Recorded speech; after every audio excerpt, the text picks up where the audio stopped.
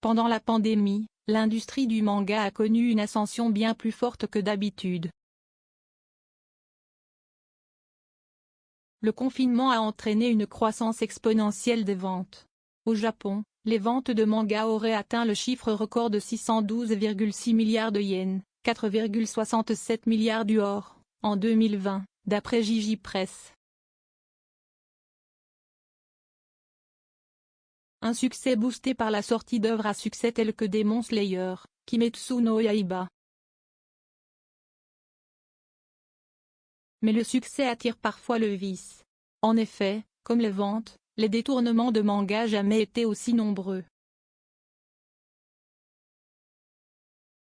De nombreux lecteurs se sont tournés vers des techniques de piratage pour acquérir illégalement les derniers tomes.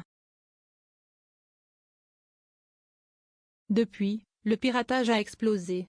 Une coopération internationale déjà en 2019, le créateur et propriétaire du site Mangamura était poursuivi dans le monde entier.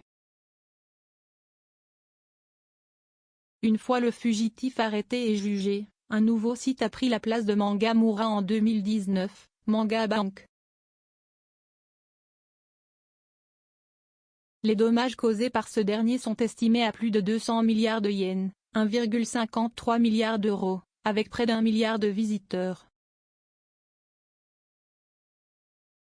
Après ce succès, Mangabank, lui aussi, était fermé par les autorités. Les sites web diffusant des contenus piratés comme Mangabank utilisent principalement des serveurs offshore. Les autorités locales ont donc besoin de la coopération et des ressources de leurs homologues internationaux pour lutter contre ces piratages. Ainsi, une organisation en charge de la lutte et de la sensibilisation contre le piratage a été créée.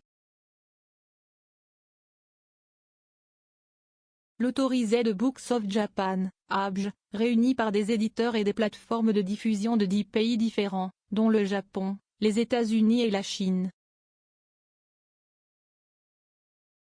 La nouvelle organisation sera lancée en avril et gérée par la Compte Overseas Distribution Association, CODA. Plus de ventes, plus de piratage, plus de pertes pour l'industrie selon les estimations. Dans les premiers mois de 2020, le trafic des 3 principaux sites de piratage de manga était de 12,5 millions de visiteurs uniques. En octobre, on en comptait 326 millions. Ainsi, les dommages financiers qui étaient de 1,6 milliard d'euros pour l'année 2020 ont plus que triplé. Elles sont estimées à 5,9 milliards d'euros pour la période allant de janvier à octobre 2021. Ces dommages sont particulièrement fatals pour les nouveaux dessinateurs, peu connus. En effet, ces derniers sont plus dépendants de la publication en ligne et donc davantage exposés au risque de piratage. Leurs œuvres n'étant pas encore publiées dans des magazines, Internet reste leur seul canal de diffusion. 0 commentaire. Un partage partagé sur Messenger, partagé sur Facebook, partagé sur Twitter, partagé sur Flipboard, partagé sur Pinterest, partagé sur LinkedIn, envoyé par mail, sauvegarder une faute, imprimé.